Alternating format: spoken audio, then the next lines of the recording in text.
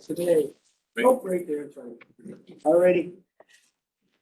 I pledge allegiance To the flag of the United States of America and to the republic for which it stands, one nation, under God, indivisible, with liberty and justice for all. Please call the roll. So, Mr. St. Pierre, just as before Mrs. Rabideau does the roll call, in order for our board members to be recognized as being in person, they do That's have right. to have their cameras on.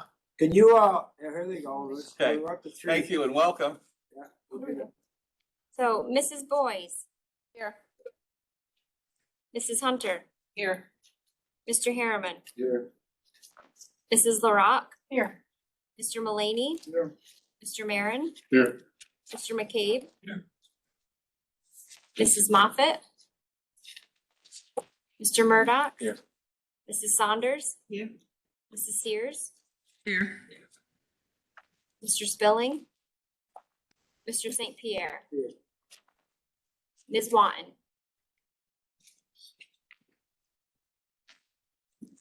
She is For the there. record, she is here on screen. Let's see. We have 12 board members present. Right.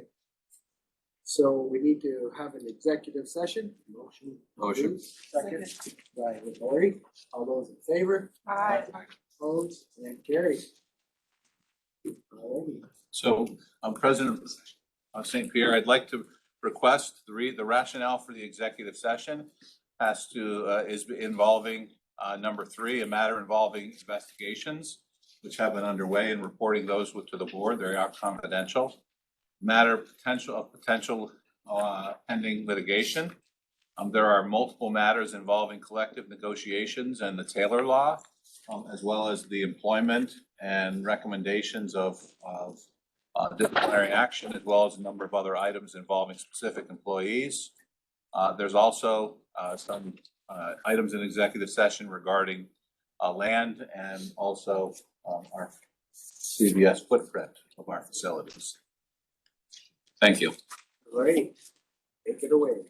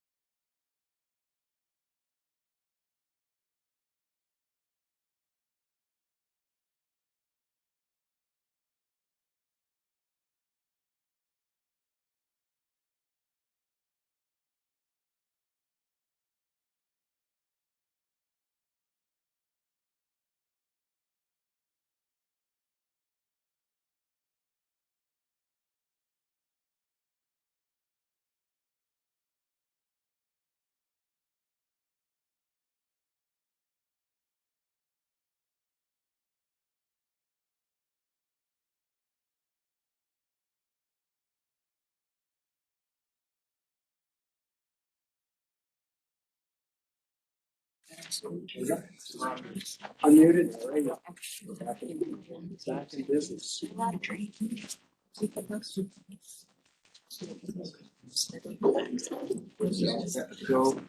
Yeah. all right, we're gonna continue on with our meeting. We're gonna call a meeting to order for the annual meeting. Could you please do the notice of the meeting, Megan?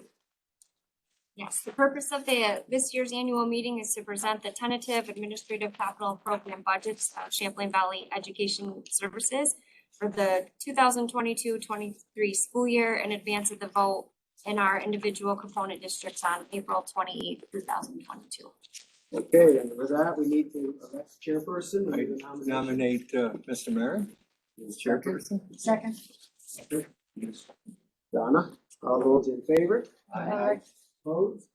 And carried. Okay, and then, Ed, you're, All right. Now for review the 2022-23 CVES budget. First item is Dr. Lee. Okay. So, Mr. Bell, am I pulling this up or are you gonna pull it up on your screen for it? there you go. Perfect. So I am going to stand up and go to the front of the room just for presentation, and I will call upon Mr. Bell as well.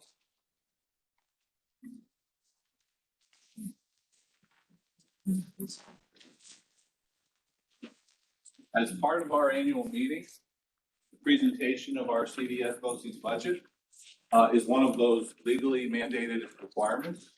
As well, thank you to the board for your being in attendance, as well as our virtual attendees and all of our public as well.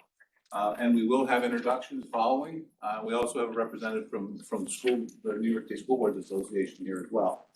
So it is our privilege to share both our budget presentation and an update, as well as our annual report card as well.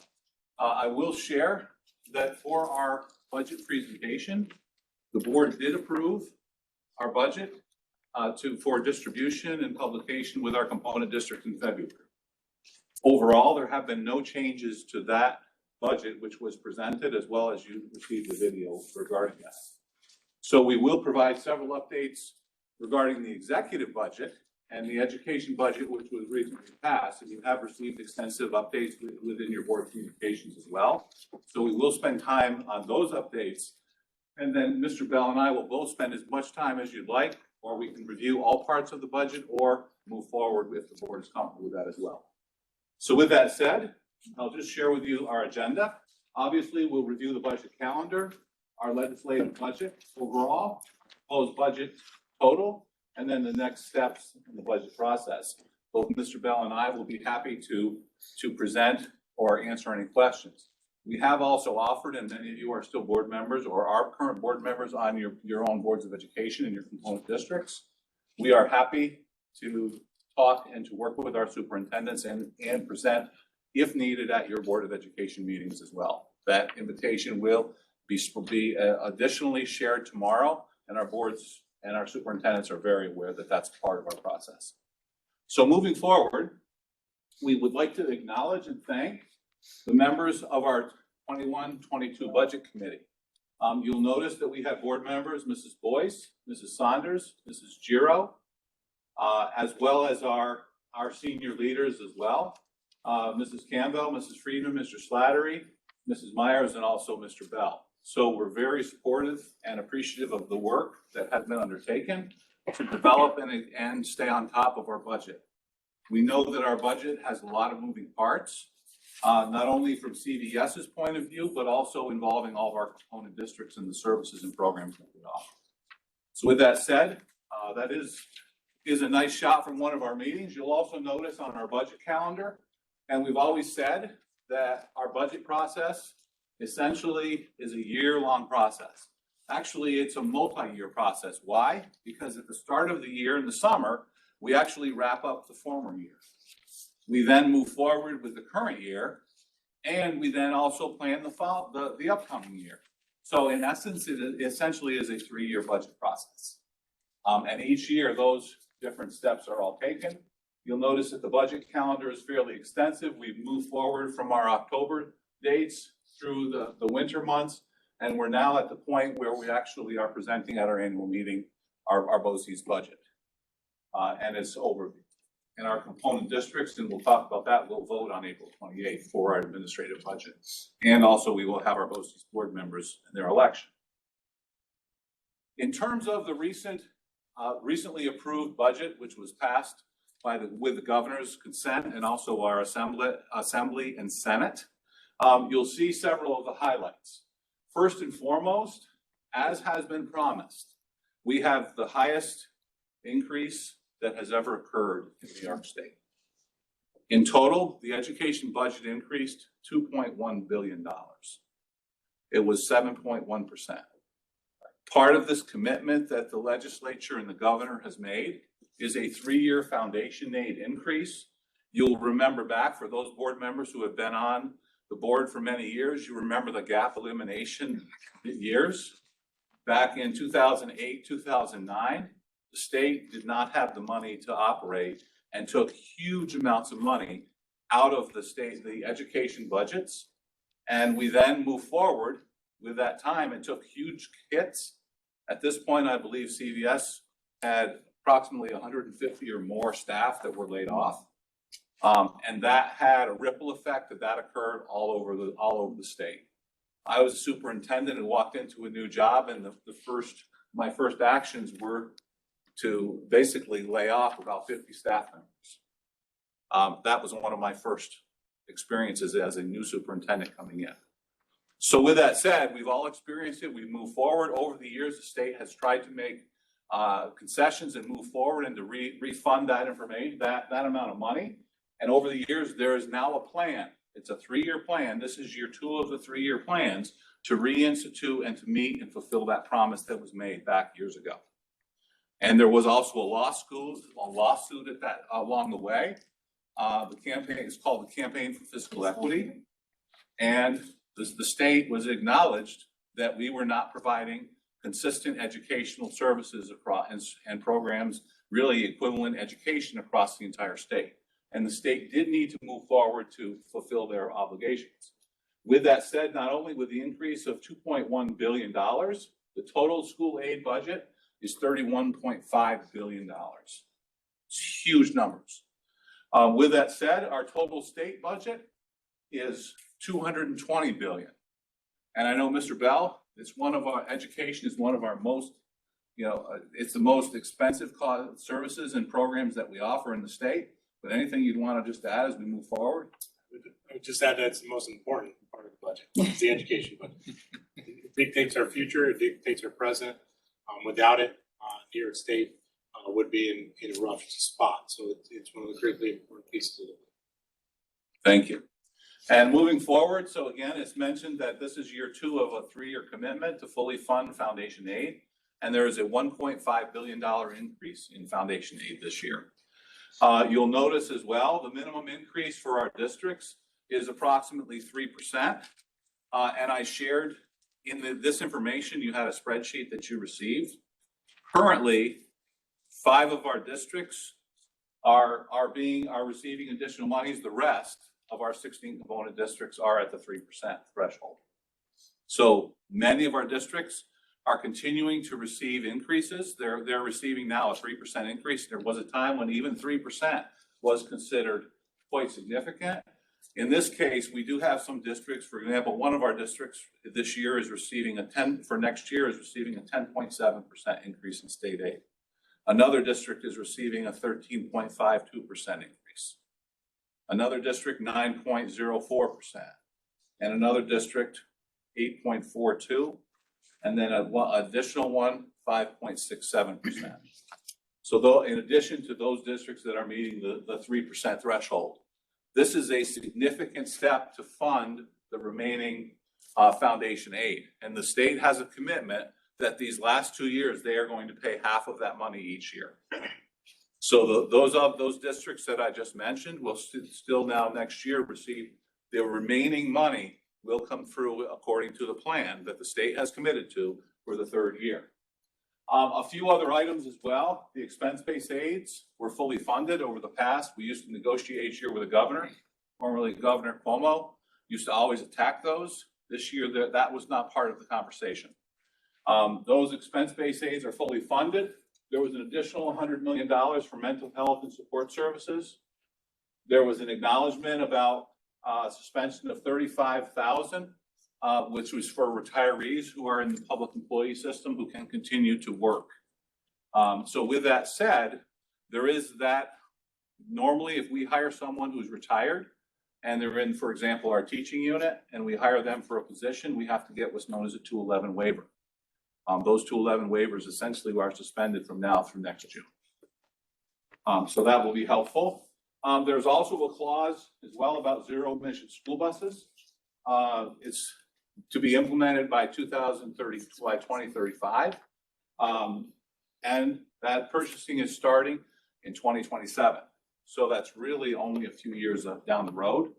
At one of the presentations I was at the New York State Council of School Superintendents, they were comparing the average cost of buses, $125,000 to $175,000 currently for a normal school bus that you see that's diesel.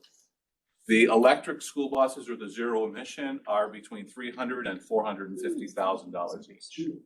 So New York City, Long Island, and Westchester County are gonna fly right out there and get the electric buses. All the rest of us watch and see how that works. So there are some exclusions. You can apply for a 2-year waiver according to this legislation. Currently, the buses, as the presentations that I was at, they were saying that the limit is approximately 120 to 150 miles on a charge. And given the cold, given up the mountains, given, there are some very significant concerns with what does that mean for the North Country and rural districts? Not only that, you have on top of your 300 to 450,000, you've got the cost of putting these charging stations in. Yes. I would add that New York State has given a big financial incentive to vendors, manufacturers, and everybody across the nation to start getting on this zero emission bus production or charging station production, because New York State school districts are gonna come knocking.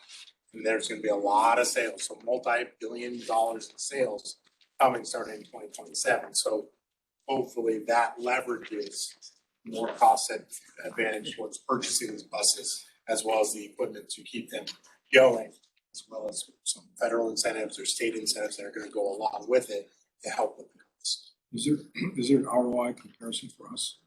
Oh, yeah, Is there what? ROI comparison on the type of system? For CVES, no, because we only have 2 buses that we use sparingly. So we haven't done one for our organization. Is there a chance that the cost of these electric vehicles will go down some over time because of decreased numbers? So as the technology improves and they can make it cheaper, and do it more cost effectively, then we project that it would. That would be good. It's somebody whose daughter is a senior nuclear engineer at 9 Mile out in Oswego and up in management. She says they better start working on the grid because it won't even begin to support Yes. electric vehicles, period. Let alone Governor Hochul's idea that all of the houses that are built from now on are going to be all electric instead of fuel, oil, or gas. It's just not going to happen. The grid won't handle what can be produced right now. So there's going to have to be a lot of money stuffed in that before we end up with. There's a lot of bumps in the road before we get there. Yes. There are. Good idea, but Right, and I know we're all committed to planet and environmental conservation and, really, keeping the environment as healthy as possible. But we also need to live in the real world and also move this forward. So there'll be a lot more information coming forward, as well as I'm sure there'll be further studies that'll go through, but not only with our business officials, but also with the superintendents, because this is going to have a huge impact. So with that, moving forward, a few other items as well. And I know Mr. Bell, you did a great analysis in pulling this information together. The total foundation aid for our component school districts is $135 million. The increase in the foundation aid is $6 million. The BOCES aid increase was $2.6 million. And in total, our districts our 16 component districts have received $11.1 million in increases in state aid this year. It's a huge amount. You'll also notice, for example, our BOCES aid increased for our component districts in total 20.35% between this year and next year, or what's expected for last year to this year. So huge increases again, and that's also indicative of our districts utilizing our BOCES services at higher and higher levels. So they're actually being, again, reimbursed at their COSA rateability, the Cooperative Service Agreement rateability, you know, to help support them as the incentivized level of support for education.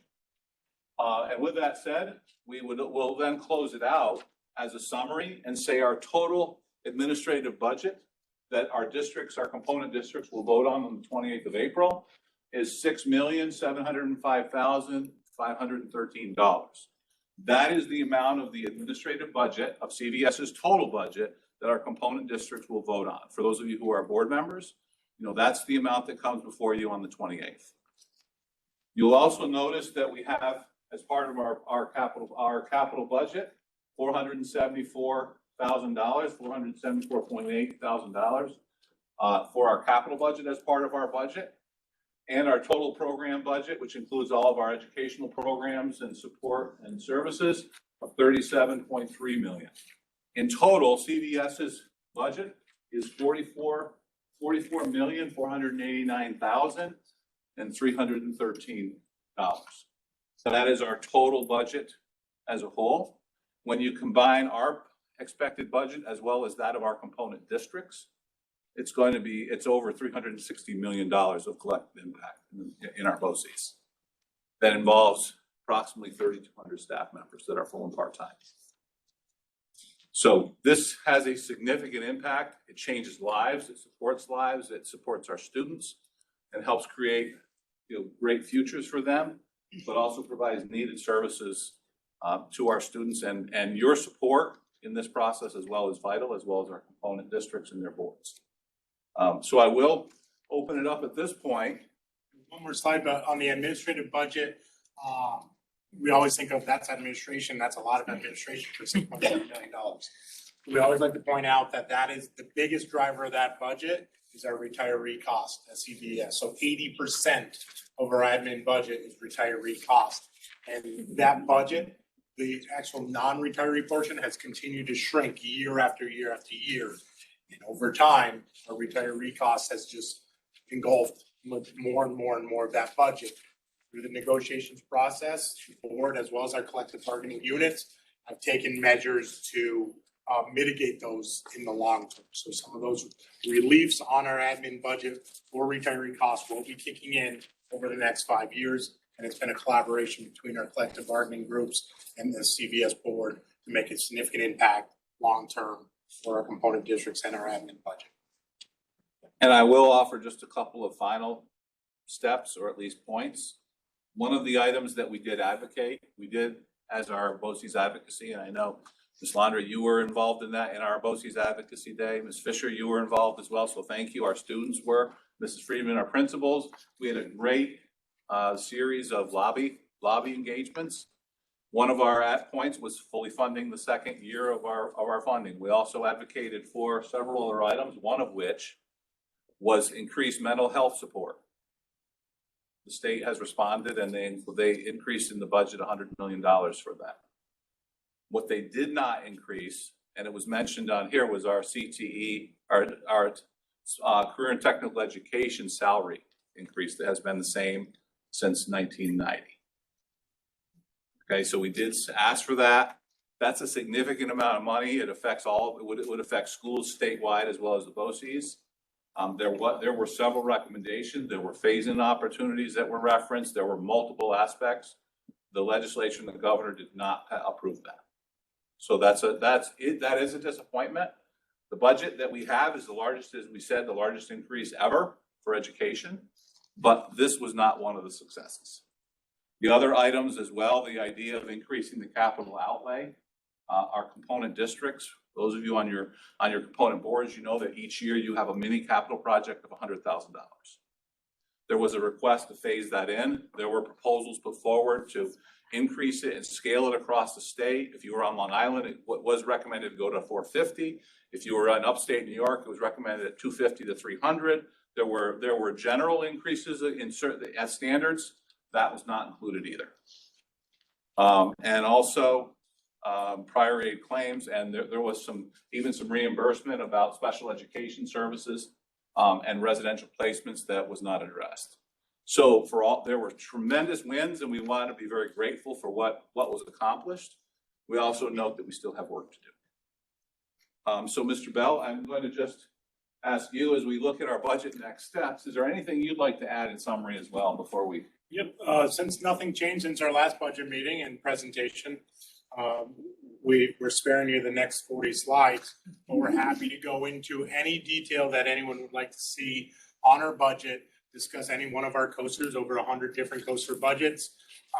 But there has been zero change since the last presentation, and Dr. Davey gave the overall numbers that are going to be voted on by the component districts and then ultimately the board in May. That sounds like a plan. Tom's got questions. Good question. In the past,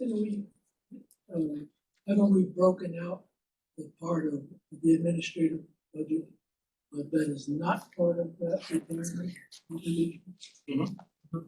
You want to see it? I can flip that slide right now. Too far.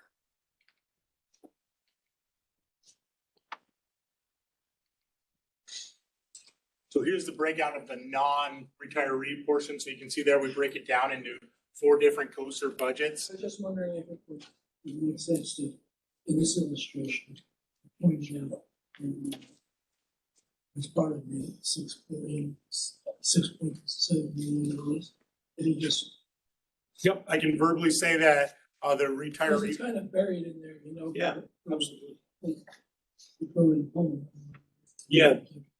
Absolutely. The retiree portion is 5.35 million. The non-retiree portion is 1.35 million. We did have large increases. I say large, but percent increases. It was 5.62% for the non-retiree portion, our $71,000 there. The biggest driver there, over 1% of that, was the new requirement for an internal audit for BOCES.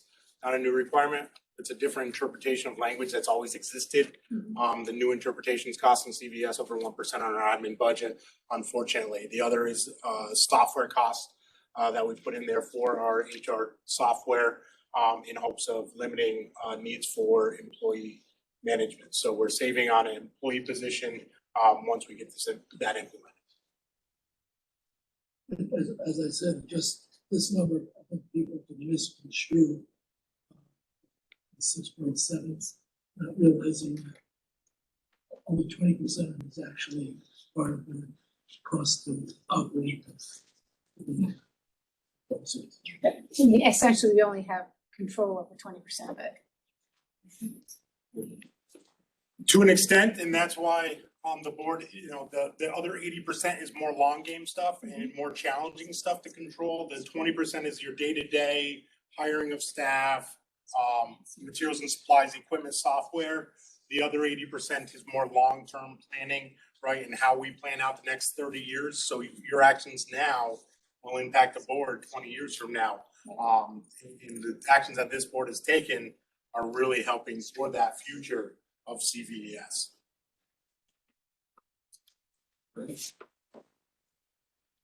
Are there any other questions? And for those in our audience who are here as well, we've made that available in the links. It's been on our website. We've also made it available. We'll be happy to present this information or share it, but it includes retiree information. It includes all the tax growth factors, all the various aspects which affect every budget. We did spend about an hour going through it, and we also have a video that's still available where Mr. Bell and I worked with our communications department to put that together and to highlight it. It came out very well. You were a great audience when you watched it. I'm not sure it's must-see TV. However, it did do a very good in-depth review that was fairly summarized. Any final questions before we move forward to the next part of our annual meeting? Any questions? Yes. Question is a report card. Okay. And just one additional point, I will share with you that I'm holding a handout that I printed off from my participation today, and this was webinar about the budget. They do expect, the New York State School Boards Association will be sharing that webinar in the next couple days, and they're also making the PowerPoint available as well. As soon as that is available, I will share that with you. It was an hour and a half kind of presentation. The actual presentation took about 50 minutes, and then there was Q&A for another 30 plus minutes. But I will share that information, the link, and make it available to our employees as well if anyone's interested. Okay, thank you. The next item, and we're moving into our annual report card presentation, and it is a privilege to share this information as well, summarized for the past year. It is very unique to be working on our annual report card in April, or to be presenting it for last year. However, so we did spend quite a bit of time reviewing this, and I'm very pleased to have our administrative team present a majority of this presentation. So I know we are starting the clock on this as well. So our team has all worked very closely to say they're going to be succinct, but also cover a lot of detail, and we look forward to sharing this information with you. So,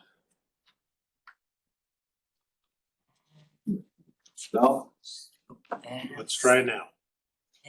okay, I will just start off for our presentation again as an acknowledgement about our mission statement, our vision, and our core beliefs. I'd just like to acknowledge, and we'll give you a brief update about the vision of that being nationally recognized and involved at a national level. I know Mrs. Friedman, we had a CV Tech employees and yourself in Washington just yesterday. And at the German delegation regarding our exciting STEM initiative that's underway. So very, very honored to be part of that, but also a recognition, as well as all the attendees who are here as well that have been part of this development for our core beliefs, our mission, and our vision, and moving forward. With that said, you do have some updated pictures as well.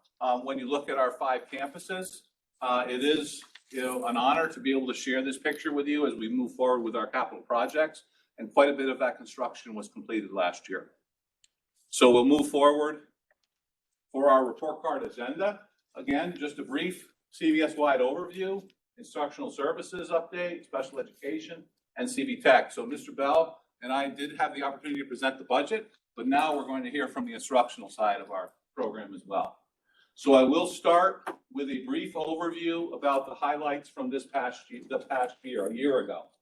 First and foremost, during the 2021 school year, we were all in the midst of a huge pandemic, the likes of which had not been seen for almost 100 years. The fact that we were not only working from the previous March to June, schools had been shut down. We now moved back to in-person instruction. In many cases, we were cohorted. However, and you'll see a slide that shows that, but again, the return to in-person instruction with masks and all the COVID protocols was huge. It was really unbelievable that we were able to move forward. We'll touch upon this and just present a few strategic highlights, but we're very proud of the staff and our team and all the work that was accomplished that allowed us to move forward. We're pleased that we did continue with our strategic plan survey. We're underway with the 9th administration.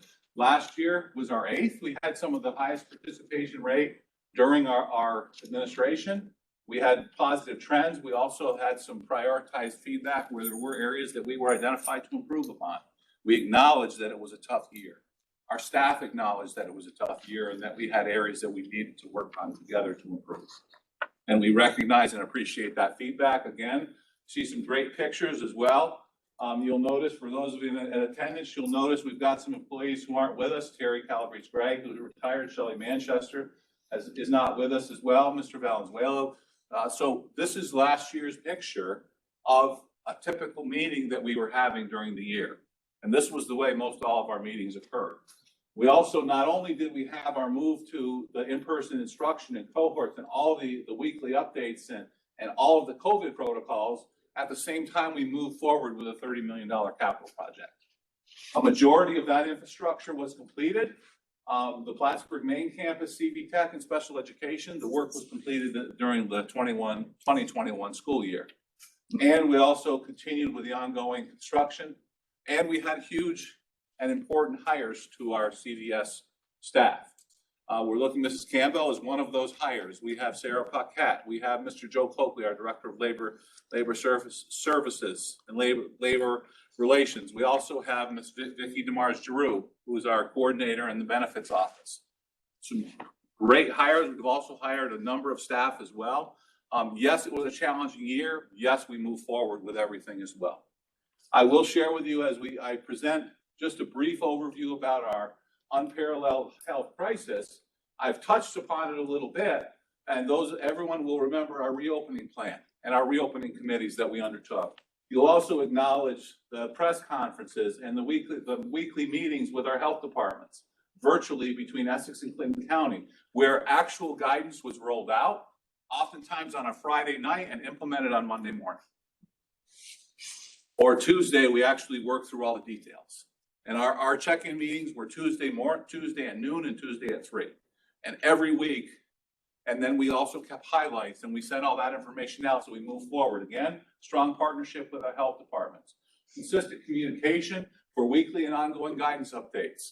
As that guidance was rolled out, we also shared that information with our staff and worked to get that message out in a consistent manner.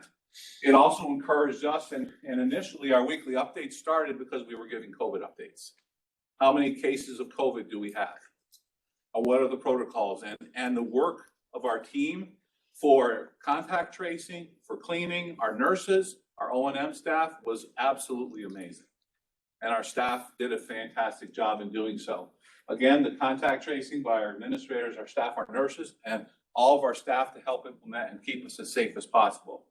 Additionally, our culinary program helped with our meals. We had CV Tech students there in our building full time. They were only there part of the week, but again, they needed meals. Last year, with our food service help, our culinary program, we served over 105,000 meals to our students. Absolutely amazing. And lastly, vaccination clinics and then virtual and hybrid meetings. So that's a little bit of a snapshot for my role and in terms of this presentation, but I want to just acknowledge the work and the effort and all of the collective support that worked together to keep us operational and also move forward.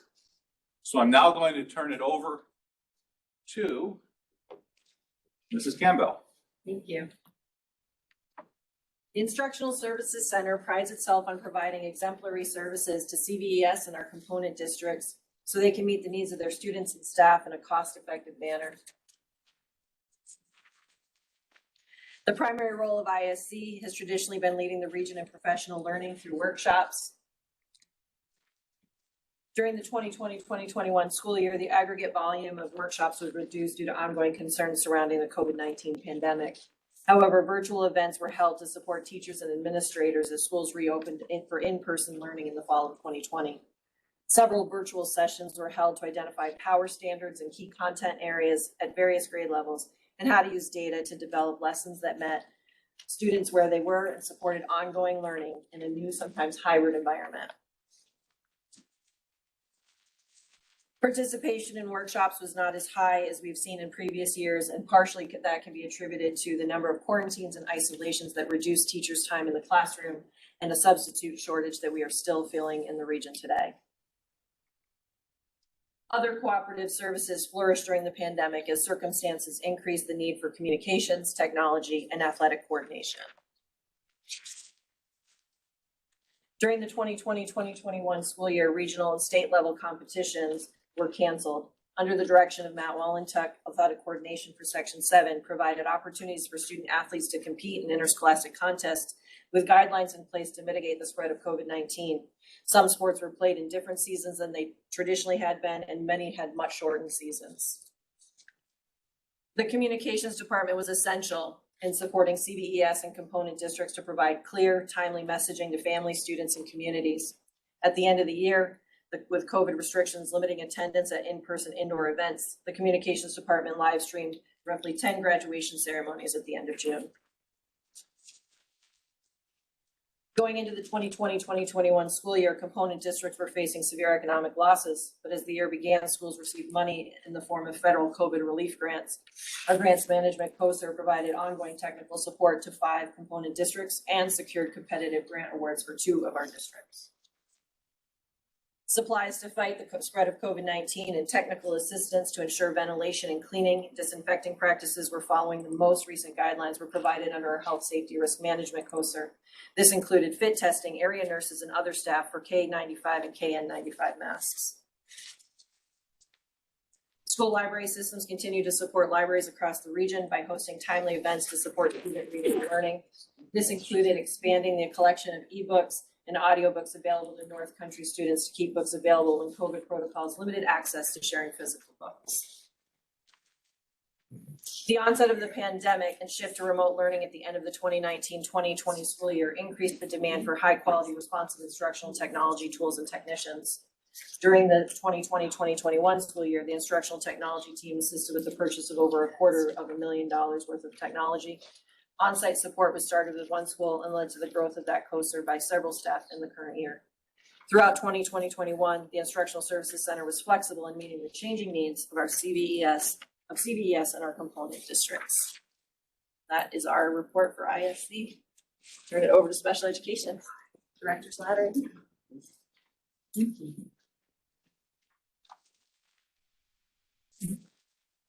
Great, good evening, everyone. So Dr. Davey did a great job of highlighting and capturing the work that was done last year through the pandemic. That was our greatest accomplishment, was reopening school in person, welcoming all of our students back to our campuses. And as a result of the hard work of the reopening committee, leadership from across the organization, really the collaborative efforts of our students, faculty, and staff. Without everyone working together, we would not have been able to be open in person for the duration of the school year. Since that's already been highlighted, I do want to take this opportunity to talk about this school year accomplishments within the special education division.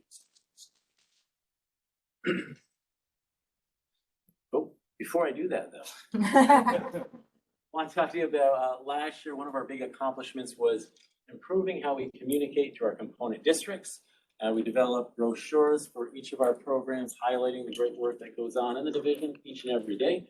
We also developed protocols for communication in terms of service. So whether you're working with us out of our Mineville campus in Essex County or our Clinton County campus here in Plattsburgh, these are protocols and procedures that you can expect from us in terms of enrolling students, in terms of who do you contact and for what. That was really, really important for us in terms of streamlining the service that we provide to the region. Now, getting to this school year. Enrollment trends. You can see a snapshot from the past 3 years. You can see how the pandemic did affect enrollment in the division. We did see a pretty steady or significant decrease last school year, direct result of the pandemic. Many families chose to keep their students or their children at home. Many families, according to Commissioner's regulations, I think 100.10, they decided to homeschool their children. And so we did see a drop. Fast forward to this current school year, our enrollment is at the highest that's been in a very, very long time. And we are feeling the crunch of that increased enrollment. And with that comes an increase in student needs. This morning, I presented to the Spark Coalition on the wellness and mental health well-being of students across the region. And it's really, I don't want to say startling, but it's really the area of concern from a regional lens that our students are in crisis and they need a lot of support. And those supports are hard to come by in the rural area in which we live. Now, last year, we saw some of our highest numbers in terms of graduation. So these numbers are combined for both the Mineville and Plattsburgh campuses. We had 8 students graduate with a Regents diploma. 2 of those students had a CTE endorsement. We're very proud of our students for those accomplishments. Part of that benefit did come from the pandemic in terms of regulations and changes with the testing requirement for Regents exams. So some of our students were able to benefit from that. We were very happy for that. Currently, as a division, we're looking at tracking all of our graduates. Where do they go when they exit programming? So that second bottom half, importance of pathways, 7 students returned to our programming as postgraduates, still working towards a credential in terms of a CDOS. We had 2 transition to our adult services branch, Partners in Transition, out of our SUNY Plattsburgh campus, and 6 entered some type of supported employment. Now, successes within the division this school year. It's really important for us as a service provider. We specialize in providing services to students with disabilities on that moderate to severe level. Schools look to us to do that. So it's really important we invest in our infrastructure. Dr. Davey talked about the capital project earlier. Very important that we maintain our buildings. This past school year, we've updated all of our classrooms with Promethean panels. We've replaced aging smart boards. We held the first ever Promethean Panel Summit in the North Country, partnering with Promethean Panel and giving a day of PD for our teachers to learn how to use this instructional tool. We also have updated student laptops and staff laptops. That has been on a continual cycle and will continue to do that. It's really important what we've learned during the course of the pandemic in terms of instruction, in terms of how students learn, and the accelerated growth that we've made. Focusing on social emotional needs, we implemented our positivity project this school year, brand new, led by Principal O'Connell and featuring both campuses. Really that creates common language and character strengths that students can work on, focus on, in these mini lessons that are prepared. Very powerful program. Looking at further successes, we added the PAYS lab to our programming out of our Plattsburgh campus. PAYS stands for Practical Assessment Educational Systems. Brand new this school year for students that we're preparing their work readiness skills right out of our Plattsburgh campus. We're striving IEP development. It's identifying areas of preference for students that can continue to grow, and prepare for some type of success during school and after school in the workforce. Very excited about that addition. And then finally, continuing to support the social, emotional, and mental health needs of our community. Continuing our therapeutic crisis and intervention supports, interventions for schools training. It's a big undertaking when you have 200 employees. Keep everyone trained, certified. Our team, we have a team of trainers, 5 or 6 that work very, very hard to do that. Excuse me. This year, we had 2 of our counseling staff members receive a grant from the area to support them in getting receiving training as mental health first aid providers. They provided the first in-house training for that a few weeks ago. It was very successful. This year, we partnered with Tom Bull to support our needs as a staff throughout the course of the school year.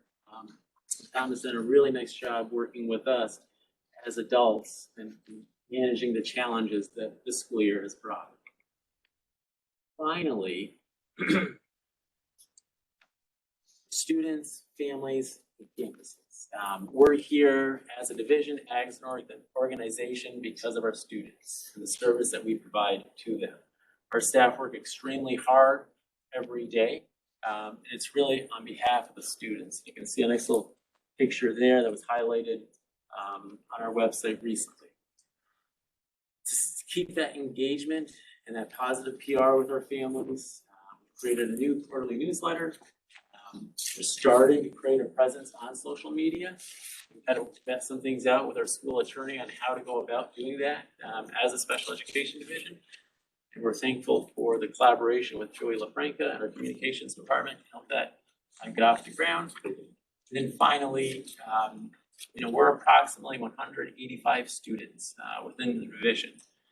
And that's over 4 specific programs, over 2 campuses, and approximately 23 districts send students to our campus. We have 1 student that travels an hour and a half one way because of the way that we specialize, because of the programming that we serve. So we have parents that put their baby on a van or a bus to send them to school because of the hard work and the high level of specialization that goes on. So it's something that we're very, very proud of. With that, I could turn it over to Director of CVES. Thank you, Director Slattery. Want to check the time. Hi, everyone. Thank you so much for the opportunity to share the successes of the CVTech division from last year. It's really a remarkable opportunity really to take a moment to reflect what was done. But while we're still doing it, we're not out of this yet. And as we look back at what happened in March of 2020 to compare to what happened in September 2020, and the fact that we're still moving through this is it's important, I think, at least for me in preparing for this, to take that moment of reflection. There's a lot of things, we've said it before, it's a never seen before operation, and we continue. And what I'm really proud of, and as you'll see in our highlights, that our philosophy is to lead with yes. And I know that sounds maybe campy, but we can sit and pick apart any piece of new policy. We can sit and pick apart everything that we know won't work. But when we lead with yes, remarkable things happen. Dr. Davey mentioned we led with yes. We never served lunch or breakfast to our students. In a year that was unprecedented, in a year of one of our highest growth and enrollment in 10 years, we completely blew up our schedule. We had students on campus full days, and we fed them breakfast and lunch. And we had about, well, it felt like 10 minutes, but I think we had maybe 5 days to figure it out. And the reason you're going to see the numbers that you see, the successes that you see, is collectively as a division, we led with yes. Because at the end of the day, leading with yes gets us to our core belief of students are our first priority. And when we see our students succeed, the collaboration and the respect for our colleagues is exemplified. So one of the successes that we would like you to know, that despite what we were doing, and we had every reason, CTE had every reason to use the pandemic as an excuse to not see growth, because we're hands-on, we don't do it this way. That wasn't going to fly with us. We were going to set the pace, we were going to show the state, and we found out the nation that we were going to lead by example, and please come along with us. So you'll see that 80% of our students, 410 out of 514, earned an additional stackable credential, nationally recognized, for employability and professional skills, the National Work Readiness Credential. You can see the stats over the last 5 years, and they continue to grow, and we continue clearly to have that at the heart of what we do, because one of the things that we're trying to do as a division, and with the help of all of our partners in CVES, is to change the narrative. There is no CVTech kid. There is no profile of a CVTech kid. All kids are CTE kids. All kids at some point will grow up to become contributing members of this society. And yes, it is important to have lifelong learners, but it is also important to have a passion for the work that you do in the communities in which you serve. So as you see these data points far exceed the minimum requirements set by the state education department, because in the CVTech division, we are not okay with okay. We live by our mission to have nationally recognized programs and staff and amazing leaders that collectively have a philosophy of excellence. So as you can see here, and this is a perfect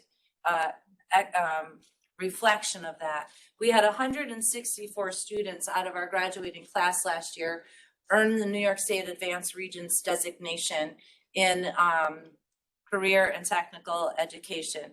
The New York State Board of Regents does offer Advanced Regents designations in the core content areas, and it is very difficult for students to earn an advanced designation in language arts, in math, in science, in foreign language, and in CTE. 67% of the graduates from CV Tech earned an Advanced Regents designation. For those of you who sit on your component district boards, I ask you to do a comparison of the percentage of the cohort graduating classes that earned a Regents designation. I guarantee you, you will not see numbers at 67%. This is a remarkable accomplishment for the students of the North Country and our future workforce development efforts. In addition, most school districts look at 65 as passing to earn Carnegie units. We take a measure at 75% because that's what our business and industry partners consider in the competency world proficient. We would like to see exemplary work, but proficient means employable and always an opportunity to learn and grow. 98% of our students earned their high school diploma while simultaneously doing a 2-year program of study or a 1-year accelerated program of study, oftentimes earning up to 27 dual college credits, integrated academic credits, specialized academic credits, and industry-based credentials. So over the course of last year, we set 677 high school students collectively with our 44 post-secondary students in a time where we had every excuse to just be okay with okay. As I mentioned, it was one of our highest enrollments with 33% of the available juniors and seniors in our 16 component districts participating in a central CTE program in an environment that they've never been in and in a schedule that we never operated in. Our graduate placement results continue to be strong. Here's a 5-year look where you have 97% of our graduates either going on to continuing education or immediately into the workplace, where there is always continued education in the workplace. Here's our 5-year composite placement results. So over the last 5 years, we are at a 98%, which is quite remarkable. We don't do 5-year composites of who went on to college and then never do a follow-up as to whether or not they actually completed their first year of college and subsequently earned the degree in which they originally enrolled. We do a 5-year composite and we continue to track because our report card requires us to, but also because we are interested in making sure that we are preparing our students for what's next.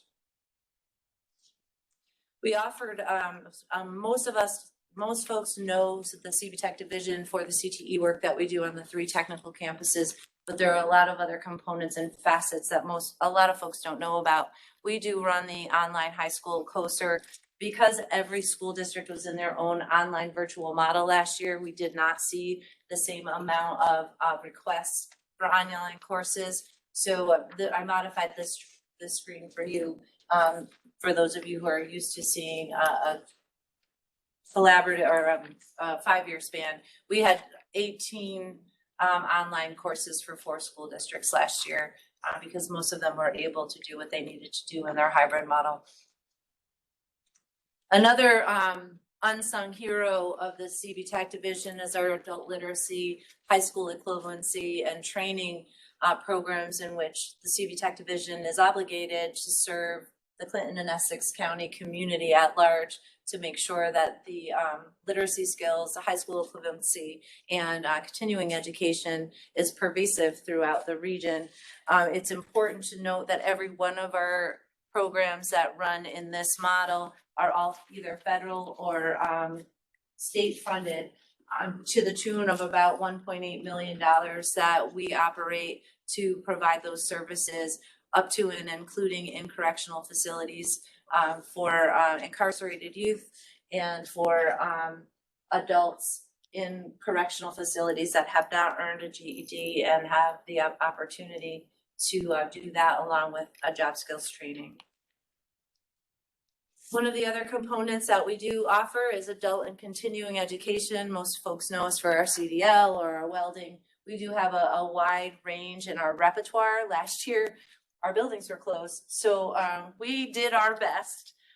So we were able to have just a couple cohorts go through. We had a welding cohort and a CDL. We did service 60 adults, which is considerably lower than what we typically do, but we still did it. We still led with yes, and we still found a way to serve our community in the mission that we are obligated to.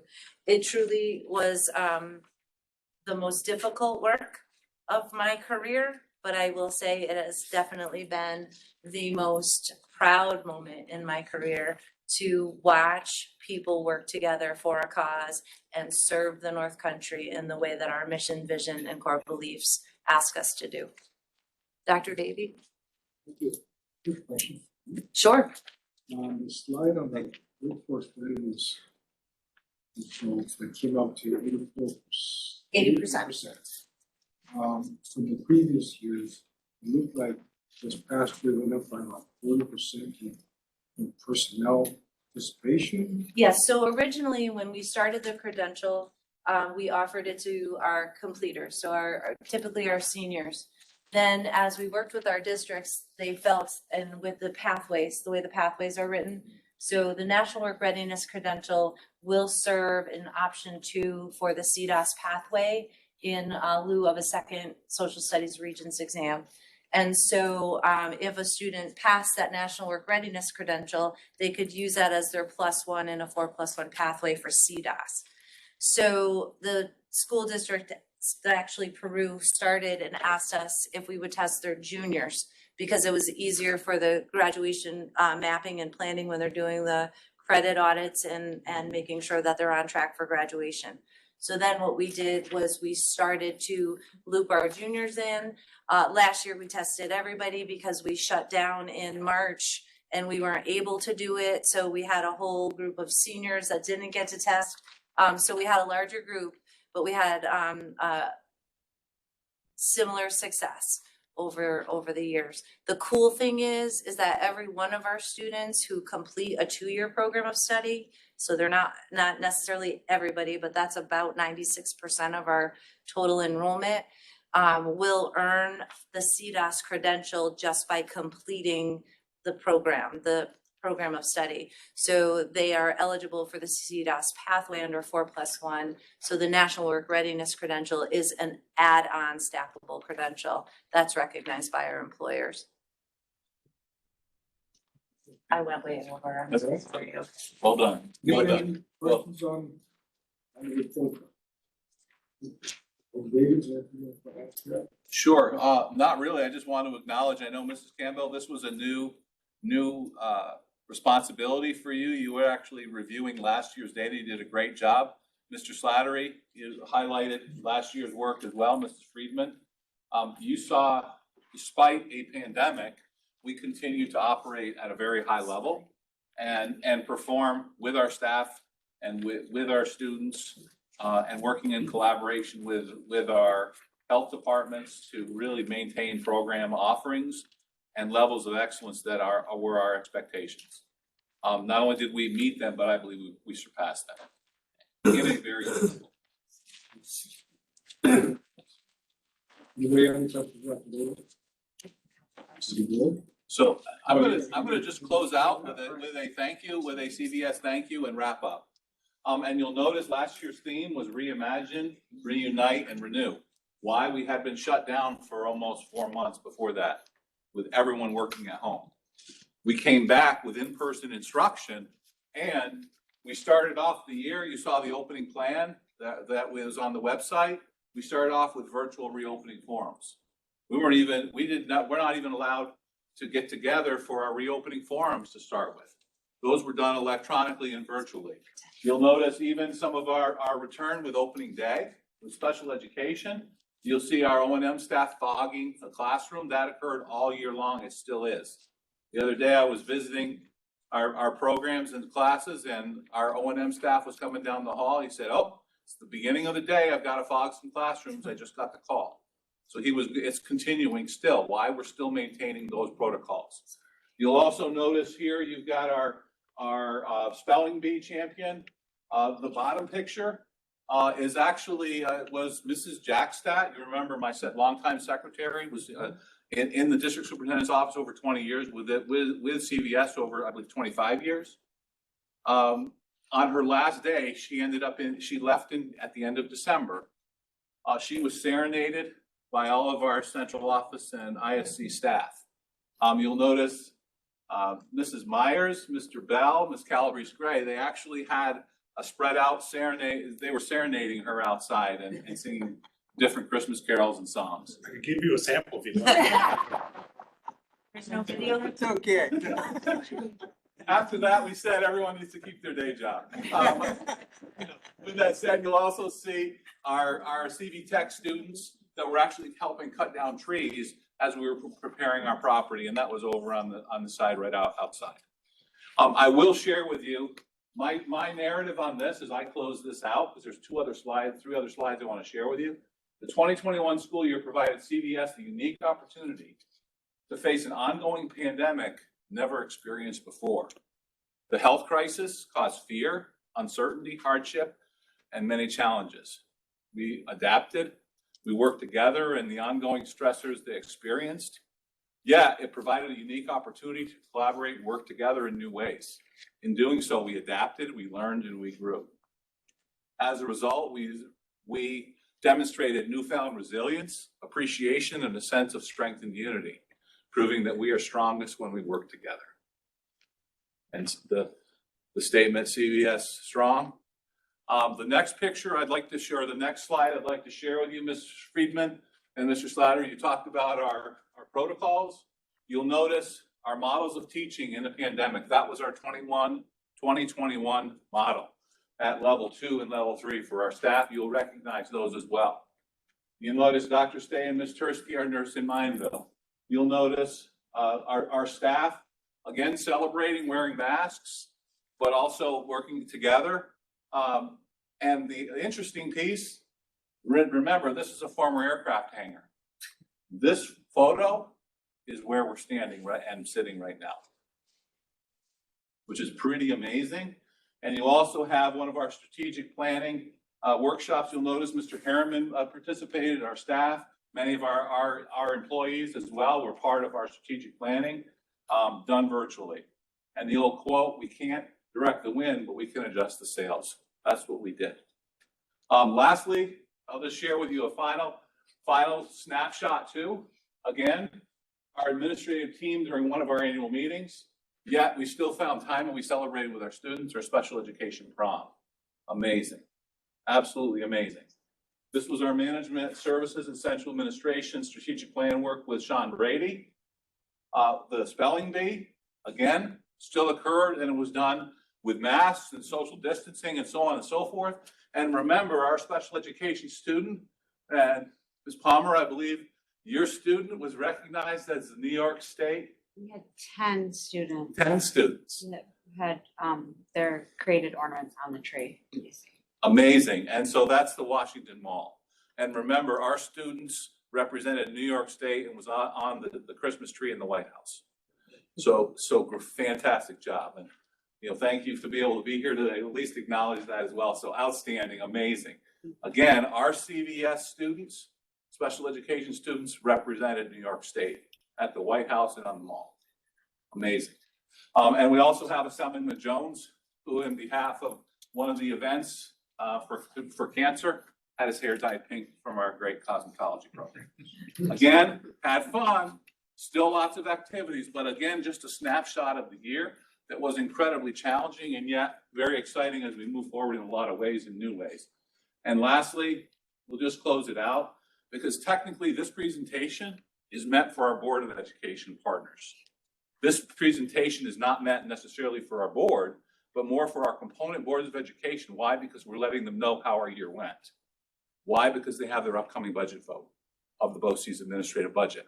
And lastly, to our component districts and our superintendents, thank you for your support, your continued support of CVES and our mission to provide high quality, cost-effective programs and services to our students and component districts during challenging times.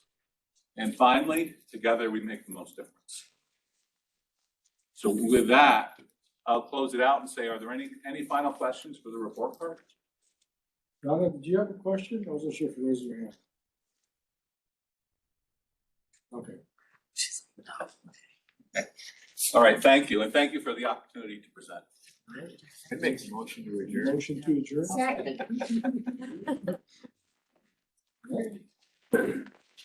Favor? Aye. Okay, are you? That's it. All right. So, as we move on to public concerns and opinions, just want to remind the folks that are here this evening, we have your attention for a minute.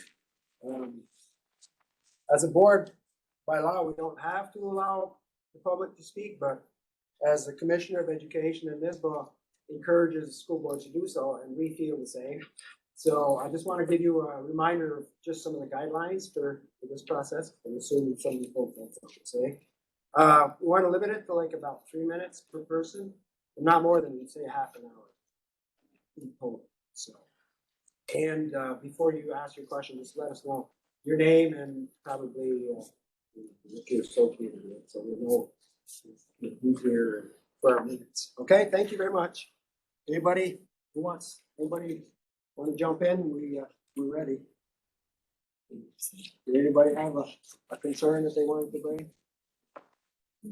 No. Well, okay. We just wanted to come in and check out our excellent budget presentation. All right. Well, okay, so I guess that's a good thing.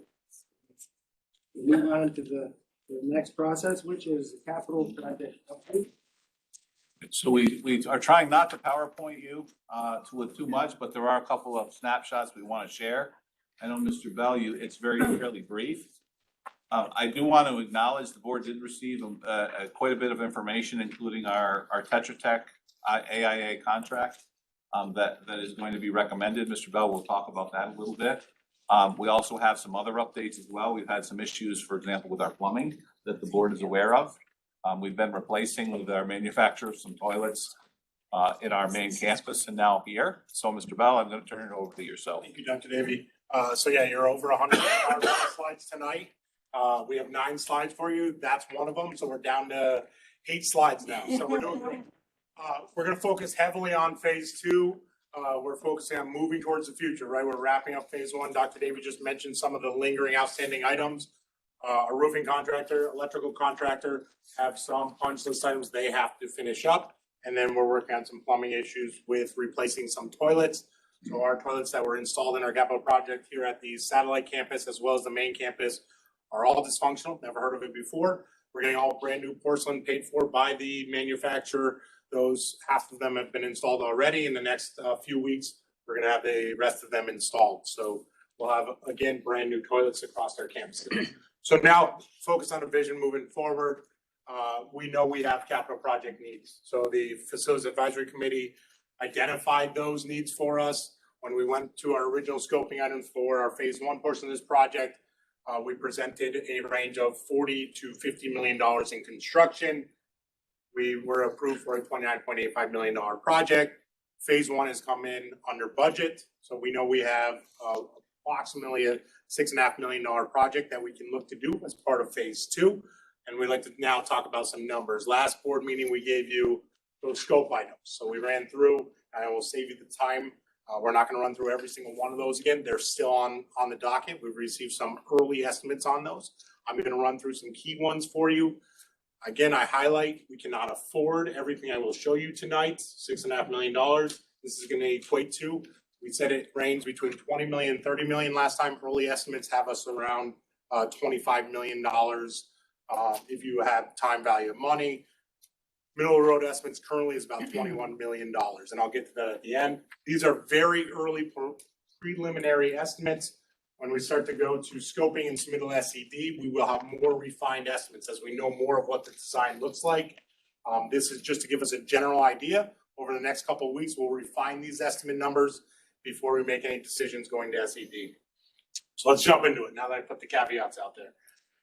Very early estimates. Again, there's a theme here. It's to really caution you to not absorb this as fact. It's really their best estimate at this time. As we design more, we'll get tighter estimates. So using round numbers, the scope items we presented to you at the last meeting, $7 million at Mineville, $6 million Plattsburgh main campus, $4 million at satellite campus, plus incidental costs. Incidental costs are your construction management, your tech, architects, engineers, testing, monitoring, abatement, surveying, legal costs, all those other costs that go into a capital project. Gives you a total capital project work to be completed of $21 million. We'll dive into it more. On the next slide, breaking it down, looking closer, one of our biggest items that we said was a priority was looking for whole building generators at our Plattsburgh main campus, Mineville, and the north building here at the satellite campus, so we can stop disrupting our educational environment. Early estimate of that is about $2 million in order to do it at all three campuses, the largest being the Plattsburgh main campus. It is our largest building. Looking at central cooling in Mineville and Plattsburgh, $3.9 million. Looking at replacing exterior windows at the main campus, just under $1 million. The storefront doors at the Plattsburgh main campus, we replaced every exterior door on the classrooms. The storefront doors are your glass entry and exit doors. If we were to finish out replacing all of our doors, you're looking at another just over $500,000. Here at the south building, other side of this wall, there's a leftover hangar space, just smaller than the size of this room. So if we were to proceed with making that a classroom and removing that wall, the hangar door, and making it a wall on the exterior, it would be those next two items. So just over $1 million to do that work if we were to make classroom space on the other side. Here to our adjacent north. In this building, second floor offices and bathrooms, about $2.4 million. Currently, we have the windows and then a wide open space. It's just a concrete floor. In order to do that work, they estimate early. Again, these are very early estimates, $2.4 million.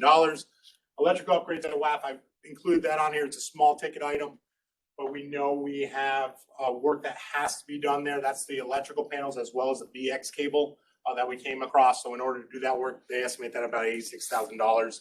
I kept that on there, even though it's a small ticket item. It's one that we know we have to do. O&M projects, this is just a reminder, they have not changed. We're still targeting to try to do all this work through our operations and maintenance team. We made great progress over the last 30 days since our last board meeting. So we're still working towards doing all this. It's a high pressure item on our O&M team. And as we work through the process of bidding, state contract, co-op, we will be asking for the board support as we work through May board meeting and June board meeting in order to get all that work done. Next is, we talked about $21 million. We talked about some of the scope items. Some scope items we didn't talk about that we talked about last month because they could be done through an energy performance contract. So we've touched on the concept. We said we were working with JW Danforth on a preliminary audit.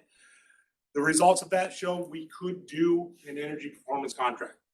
Some of the scope items they've identified, again, this is early. These are JW Danforth. They are a contractor. We have a lot of legwork to do on this. Our goal here was to see, could we do an EPC? If so, what type of items could we put in there? This is an early projection from one of the vendors, and we would work with other consultants and different individuals to see if we can maximize this. But preliminarily, $1.5 billion scope, LED upgrades, $300,000. That would be at Mineville and the main campus. Controls upgrades at Mineville and the main campus. Currently, they're pneumatics. Moving to DDC, direct digital controls. boiler replacements, 5 at the main campus. We did replace 1 in special ed. You probably remember we had one go down this winter as part of a change order of phase 1. We replaced 1 boiler. I can tell you that change order the board approved was just over $70,000. So 5 and 70 is $350. So just slight more. So we're about on pace for $400,000 to replace all our boilers at the main campus, and then building envelope improvements of $275,000. Big piece here is LED lighting controls and boiler replacement, all part of phase 2 scope work that we had talked about previously. So a significant chunk of that work could get pulled out and put into an EPC. History of an EPC, the cost, it's really a lease agreement where the BOCES would go out and get energy improvements. The cost of those energy improvements would be paid back over an 18-year period of time. And the savings that they dictate to pay for that is not taxpayers' dollars. They say that you're going to get the savings in your energy savings, as well as in the building aid paid back to school districts. But in our case, it would be BOCES aid paid back to our component school districts on those costs. So a lot of things to work out here. We're just giving you early comments to say it's possible. And now we're going to do more legwork on EPC, and I'll touch on that in the last slide. So in summary and recap, phase 2 budget, $6.5 million, potential EPC, $1.5 million, totals $8 million. We're a little bit short. We know that. But our goal wasn't to say we can do all $21 million in the matter of the next 2 years. Our goal is to identify our needs and make a plan for those needs. So we don't want to go back out to the voters and say we need another $29.85 million, because it's going to be a hard sell. It's going to be a hard sell to our component district boards, our superintendents, business officials, let alone the public. So we need to start planning for, first, we're going to figure out the $8 million. What are we going to do in $8 million? Potentially $8 million, I should say, because again, EPC, we're very early on. We're definitely doing $6.5 million. Hopefully we can potentially expand that to 8, and then we're going to plan for the 13. So part of this process will be talking about that $13 million and how we're going to do it over a 10-year period of time. When Dr. David presented the budget, he said our annual capital appropriation was $474,000. You divide 13 over the next 10 years, that's $1.3 million each year. So again, that's going to be up to us to work with our team and come up with a recommendation to this board, but that's going to be our goal, is figure that out long-term. How can we meet our needs over the next 10 years? And wrapping up, continue to work on phase 2 scope items. The biggest thing is get those estimates tighter. So we can start to narrow down some items that we're looking at, put a little bit more design development into it with Tetra Tech. Schoolhouse's team and their third-party estimator will give us tighter budgets on them. With the EPC, we worked with Danforth. They did a lot of legwork, right? But they're also a vendor. So now we're going to work with some of our colleagues, some consultants, our financial advisors, or municipal advisor. Their title is now fiscal advisors, their company name.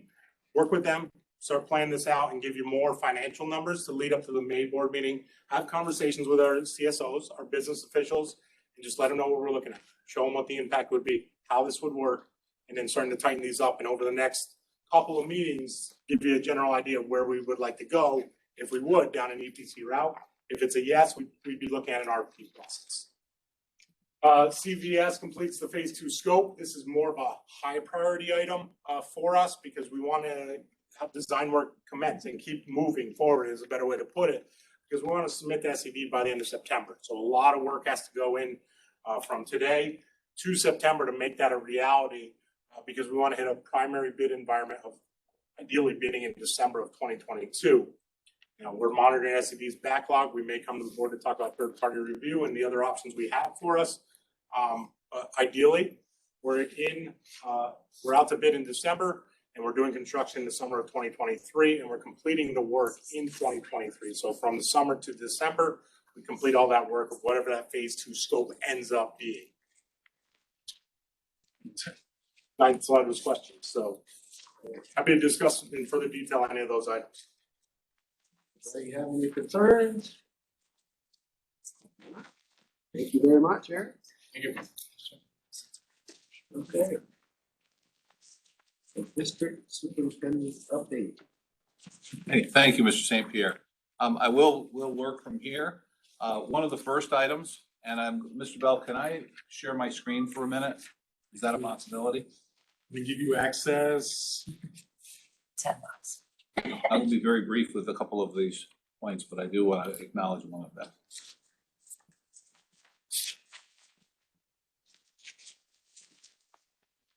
Could be good. Okay, perfect. Thank you so much. So thank you for the board for giving me a moment here. I'm going to say share. There we go. It's not really share. Words. Mr. Bell, I'm trying to share my screen from at the screen. Hang on 1 second. Stop sharing and try it one more time. So I actually want to share this screen here.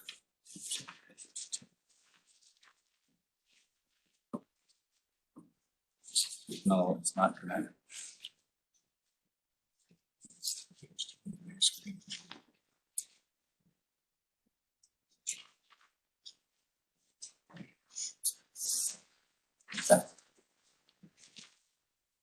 Move it over there. Okay. All right. So I'm going to just be very brief with this. Thank you for everyone's understanding on this. I did watch NISCUS today struggle a little bit as they were working on the same thing I was just trying to do. So we do acknowledge. The first point I'd like to add, and I'd like to just take a moment. I'm asking that we have a moment of silence in recognition of Regent Beverly Odeker. So Mr. St. Pierre, with your permission and the board's, we could have a moment of silence on her behalf. Sure.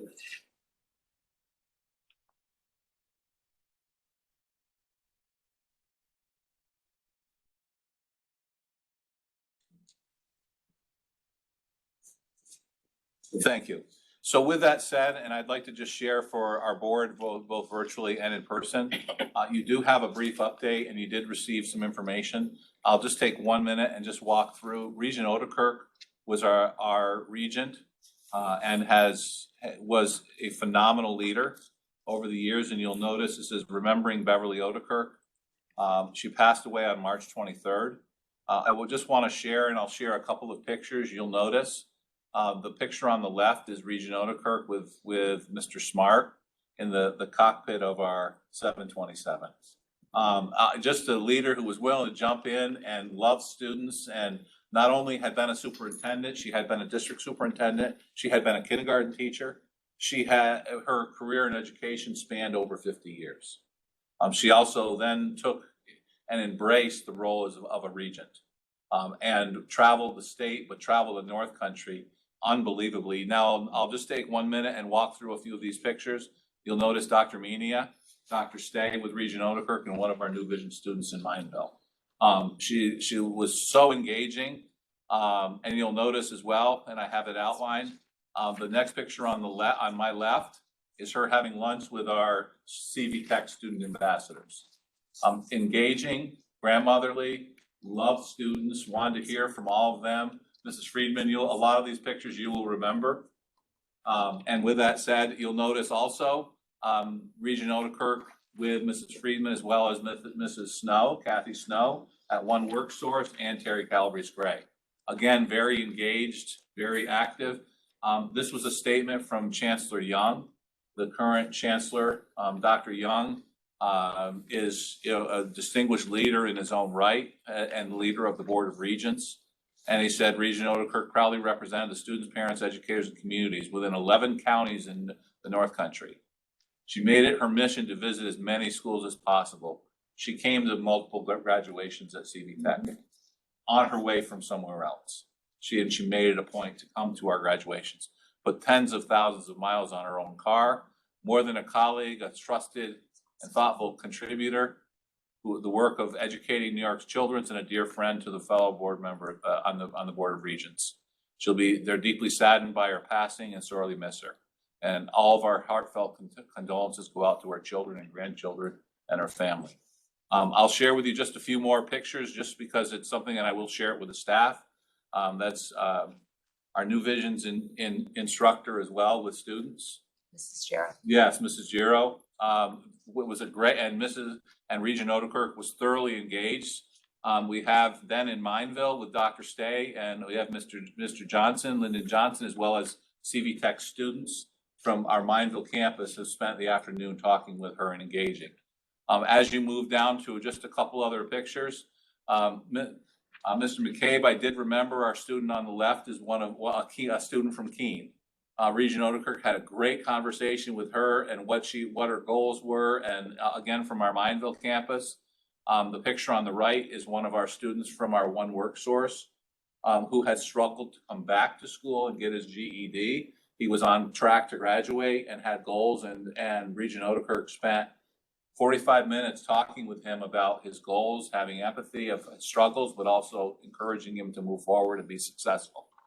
And lastly, and I'll just wrap this up and say, this was a picture as you saw the luncheon with our student ambassadors. The students literally came out in droves to welcome her and thank her for coming and spending 2 days with us during our deep dive. Many of our staff will remember when Regent Odekirk visited our classrooms. And lastly, just that she unfortunately was 82 years old from Augsburg and passed away on the 23rd of March, having been born in November of 1939. I just want to acknowledge that she was a great lady and loved the North Country and loved the students and really was passionate about supporting all students in the state. So with that said, I will stop sharing on that and move forward with the rest of it. But thank you for allowing me the time to provide that little snapshot, that she really was a friend of CVES in the North Country and passionate. And her loss is definitely heartfelt by everyone in the North Country and across the state. Just to acknowledge as well, COVID updates, we're continuing to work with our county health department, still having check-in meetings. There has been a slight trend across New York State, especially in other parts of the state. We haven't seen as big an increase, but we're definitely continuing to monitor. Mrs. Campbell, to our team, who continues to receive the COVID tests from the state. We just had our 12th shipment come in. And those were distributed in a timely manner as well. We are continuing to work closely with both health departments from Clinton and Essex County. And I want to thank our superintendents and all of our staff who are continuing to do that. Congratulations as well to Mr. Scott Storms, the new superintendent in the Peru Central School District was appointed last night. A copy of the press release is actually in the board's folder. Just to acknowledge that we had our weekly staff updates. You've also been receiving information on our survey updates as well electronically. I want to acknowledge Mrs. Friedman. You just had a great trip for our STEM project to Washington, presenting site meetings at the German embassy. You met with Congresswoman Stefanik's office as well on advocacy. Is there anything you want to add for just in a quick overview of your presentation? Or First, I would like to say I'm extraordinarily grateful and humbled by the experience to represent the North Country and an opportunity to really foster change with the new reauthorization of the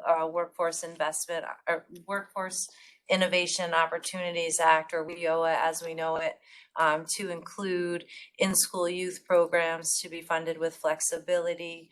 We had the opportunity to really speak about policy change and met with the legislative director for Congresswoman Stefanik, and we were supposed to meet with Senator Schumer as well and his staff, but unfortunately we've been rescheduled to the 25th, but we'll be doing that by Zoom. I don't have to go back.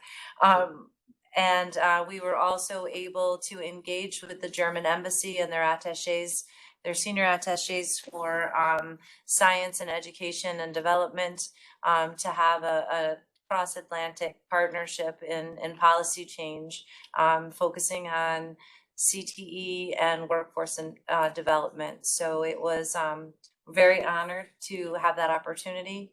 We were also asked to present at the National Association of Workforce Development Boards, where over 550 workforce development boards are located across the USA, and all were represented. And our session was very well attended, and the conversation continues from an innovative idea to policy change and educational shifts. So I'm very grateful to represent our BOCES and our region and have the opportunity to speak on behalf of everyone. Thank you. Yeah, I'm excited about what's going on with it. That's pretty neat. So yesterday I was in Germany for like 2 hours because we were at the embassy. It was really remarkable. getting back in at between 1 and 2 in the morning. It was about 1:30 when we Yeah, got okay. back, yeah. So welcome back, and I'm glad it was a successful trip. And tomorrow we're actually presented the same attendees will Yes. actually be meeting with the superintendents. We will have a kickoff at 8:30 and tour the IAM, the Clinton County Advanced Manufacturing Facility. And at 9 o'clock, our STEM and Mrs. Friedman and our guests from Germany, as well as our North Country partners, will be presenting to the chief school officers. So we're excited for that and looking forward to it. And I've gotten some acknowledgements from our superintendents for them to kick off a little bit early. So we're excited about that.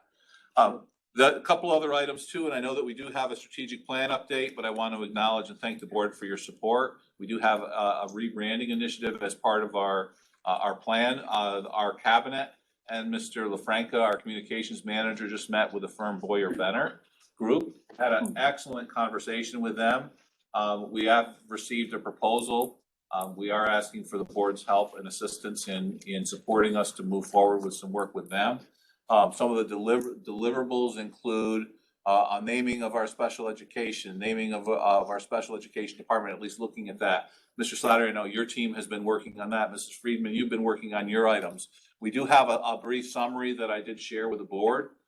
We do have, some logo design work. We have websites, we have social media, we have brand guide and coordinating all of our images, as well as the overall comprehensive, rebrand, as well as our communication and moving forward with long term.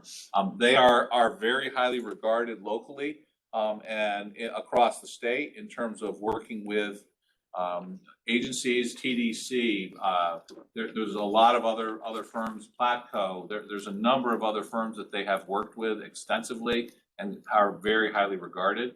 We were very impressed when we had a great conversation, but again, they will be assisting us in facilitating. And our team, our communications experts, and also our staff will be working with them, like we did with our facilities advisory committee, to add and work together. So we create a product that's our own, as well as an image that's our own, and to help us design it moving forward. A few other items as well. We touched upon the budget approval. The Board of Regents, the board does have a copy of my district meeting highlights, as well as the Board of Regents. You'll notice that the DS liaison, where I continue to meet with the executive director each month with school boards as well as rural schools. Those have been fairly productive, and I know the DS liaison with NISPA, he was spot on with many of his recommendations, and that's Brian Fessler, the gentleman who was presenting today, is one of the three individuals who we meet with every month, including the executive director, Bob Schneider, and Jay Warona, who is the deputy director and chief legal counsel for school boards. So yeah, again, very, positive, but also a great opportunity to share and advocate and also work together. My district superintendent's evaluation is coming up. The board takes that very seriously. We do work with super eval. I will be working on that information so that for our May meeting, when you come to the executive session, I will review a summary of that as well as some highlights. And then the board will then have the opportunity to use the super eval evaluation instrument, so that by the end of May, your work will be done, and then in June, we'll have the evaluation conversations. So with that, I thank you. And lastly, I do want to acknowledge, and I will share this with our staff as well. It will be sent out to our chief school officers tomorrow as well. We do have our BOCES vote coming up, as well as our board member elections. And we do have a handout that we shared with you this evening. It's the bio sheet for our board nominees who are running or being renominated and running. So Mr. St. Pierre, Ms. Cummins Hunter, Mrs. Saunders, and Miss Emily Phillips from Willsboro are the four board nominees that are up for election for our BOCES board. So we thank you for that, and we also acknowledge and wish you good luck in your election. And the districts have asked for this information in the past, so that they know who the board members are who are being voted upon. It's helpful for them so that they can know who they will be supporting. And lastly, there are a couple of other vacancies. We have actually potentially 4, and several of our board members, Mrs. LaRock and also Mrs. Sears, have both volunteered to continue, as we do have several districts that are unrepresented and are willing to allow representatives to serve in their stead in the meantime and support. So that will also be unfolding. And lastly, We do have our next board meeting is scheduled to be at the Mineville Inn and Dillon campus on May 11th. That concludes my district superintendent's report. Okay, thank you, Dr. Beatty. So we'll move on with the rest of the meeting here. We need the minutes of the previous meeting. Second. Motion by Richard, second by Mr. Rock. All those in favor? Opposed? Carried. Okay, consent agenda, the financial. We need a motion. Mr. Rock. Motion. Second. Second. All those in favor? Aye. Opposed? Carried. No old business. Consent agenda for personnel. We need a motion. Motion. Motion by Mr. Murdock, second. Murdock. All those in favor? Aye. Aye. Opposed? Carried. Okay, Mr. St. Pierre, President St. Pierre, if I could just acknowledge, for the consent agenda of personnel, which the board just approved, I would like to pause and thank one of the resignations that you just approved, and it was for Mr. Randolph Patnode. He's our building and maintenance worker at the Mineville campus. Many times the board has gotten to know him over the years because he's been the person who's let us in and also wrapped up as we were heading out. But Mr. Patnode, after faithfully serving and working with our O&M staff and team for 30 years, submitted his resignation for retirement. Mr. Bell, anything on behalf of our O&M division? Mr. Brooks, anything you'd want to add? Yeah, Mr. Patno's been a staple in the Mineville community for a very long time. We're very fortunate for all the years of service he gave to CVES and our Mineville campus. We wish him many years of happiness and joy in retirement. He also noted that he's willing to come back occasionally for fill-in, so that's good to know. Yes, it is. He's a backup plan. Always tough to get back up down there for sure, so. Hey, Mitch. Good. What about all business new audit committee member? What's that now? New audit committee members, I think we need somebody. Oh, on a new business? No, under old business. Old business. Let's see. As I said, there was none this one.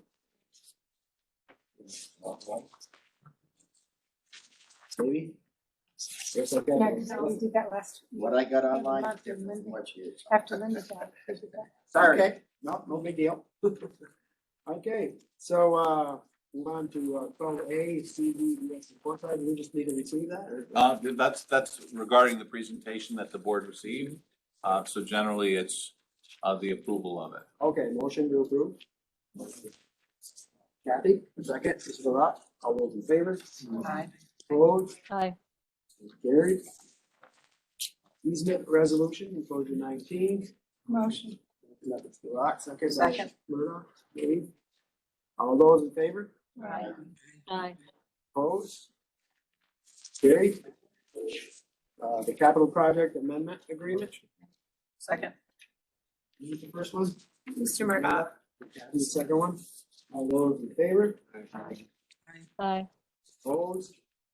Carried. Memorandum of understanding. Motion. Motion. Second. Kathy, second. All those in favor? Aye. Opposed? Carried. Okay, I guess Ed, you're on. We've got a couple pages. We got a couple of things. So the first one is recommend the board accept the proposal for managing the HRA benefits in-house. Motion. Second. Second by who? Mr. Murdock. Oh, Kathy. All those in favor? Aye. Opposed? Carried. The next one is lease agreement with Clinton-Mariah and BOCES for the commission day camp program. Motion by Mr. Murdock, second. Second. By Kathy, all those in favor? Aye. Aye. Opposed? Carried. Next is proposals for working with the lead member as part of the group. Motion by Mr. Murdock, second by Mr. Harriman. All those in favor? Aye. Aye. Opposed? Carried. And recommend the board approve an MOA between BOCES and the 10-month CSEA. Motion by Mr. Murdock, second by Mr. Murdock. All those in favor? Aye. Opposed? Carried. I recommend the board approve the MOA for 12 months support staff, SSA Introduce, motion by Mr. Murdock, second by Mrs. Rock. All those in favor? Aye. Opposed? Carried. And the last one is to resolve with the upon recommendation of the district superintendent board of education services hereby continues to administer the application. Second. Motion by Mr. Murdock, second by Mr. Cat. All those in favor? Opposed? Carried. Thank you. I think we're done. Agreed. It's all for new business. Motion. You are on, Mr. Murdock. Murdock, Mrs. Rock, second to adjourn. All those in favor? Any opposed? They can stay here. Go home.